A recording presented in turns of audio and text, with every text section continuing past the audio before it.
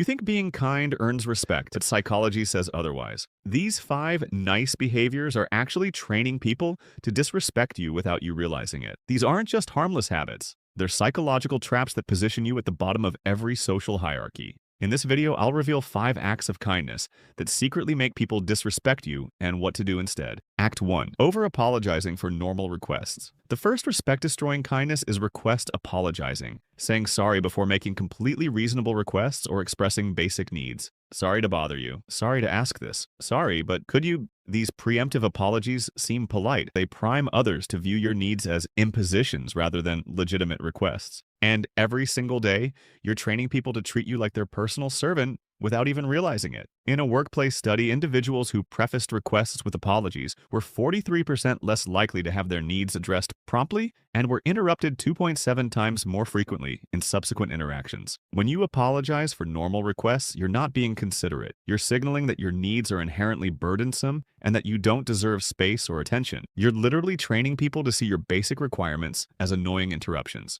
The respect alternative? State your needs directly but politely without undermining yourself with unnecessary apologies. The second behavior appears when you're trying to be helpful, but actually undermining others' autonomy. Act 2.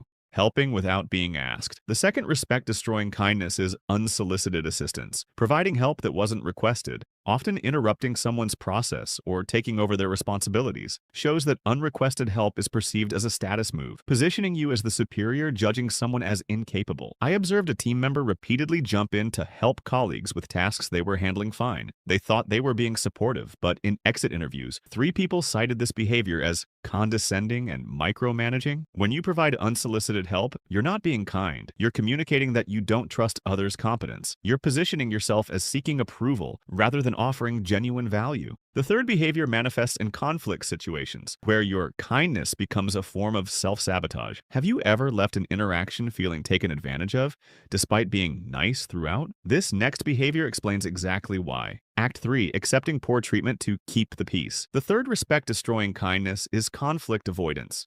Tolerating disrespect, boundary violations, or unfair treatment to maintain harmony or appear agreeable. You think you're being mature by not causing problems. Conflict avoidance is interpreted as weakness, not kindness. I watched a professional consistently accept interrupted presentations and dismissed ideas without comment. 6 months later, they were routinely talked over in meetings, and their contributions were regularly attributed to others. When you accept poor treatment to keep the peace, you're not being kind. You're establishing a pattern of what you'll tolerate. Psychological research confirms a simple truth. What you allow will continue and typically escalate. Respect isn't earned through service, it's commanded through boundaries. The respect alternative? Address issues kindly but firmly in the moment. The fourth behavior reveals itself in how you manage your time, signaling your value to others. Act 4. Excessive availability. The fourth respect-destroying kindness is perpetual availability, dropping everything whenever someone needs you, regardless of your own priorities or schedule. You think you're being helpful and responsive, but people who are constantly available are perceived as 62% less important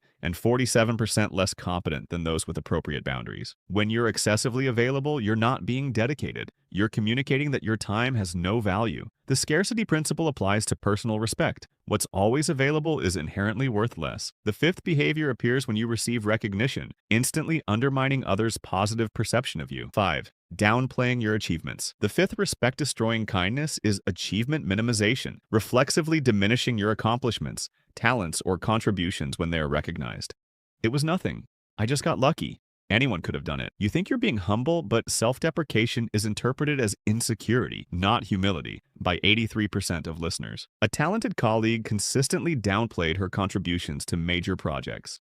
In performance reviews, her manager cited this behavior as evidence she lacked confidence and might not be ready for advancement, despite her excellent work. And when you downplay achievements, you're not being modest. You're contradicting others' positive assessment of you. You're essentially telling people, your judgment is wrong, and I know better than you about my value. Now that you understand these 5 behaviors, let's explore the psychology behind genuine respect-commanding kindness. The solution to this paradox lies in what philosophers call benevolent strength, the ability to be genuinely kind without compromising your fundamental dignity. The first rule is to keep an untroubled spirit. The second is to look things in the face and know them for what they are. Applied to modern interactions, this means being kind from a position of self-respect, not self-sacrifice. Psychological research confirms this wisdom.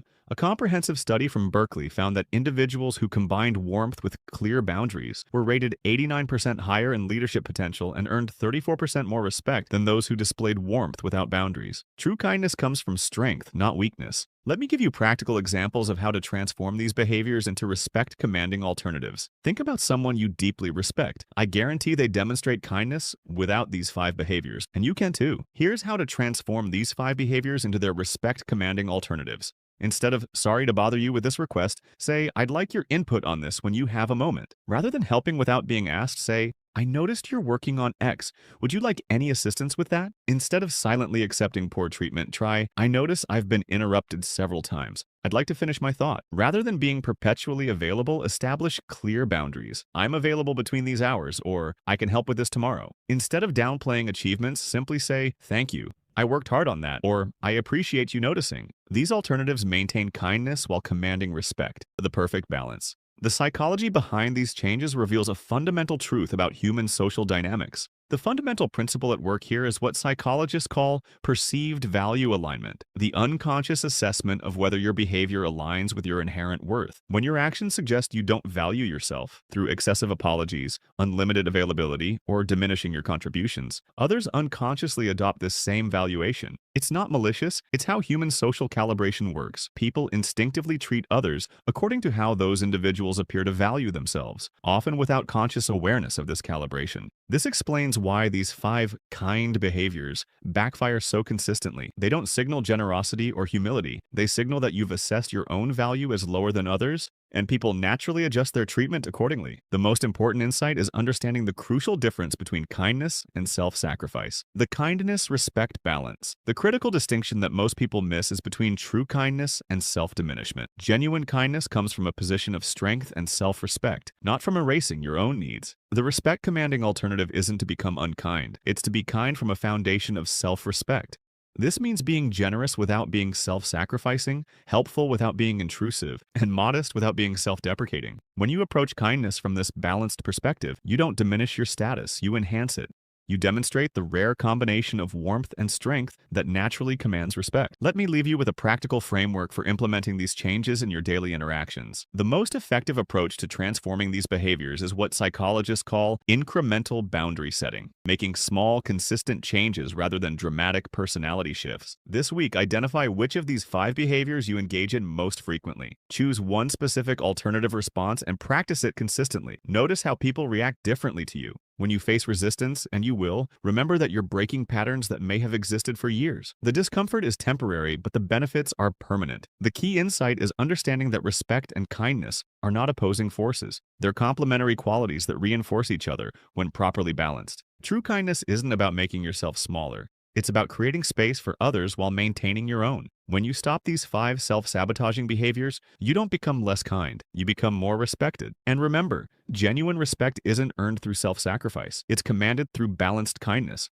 Stop apologizing for your existence and start owning your value while remaining genuinely kind.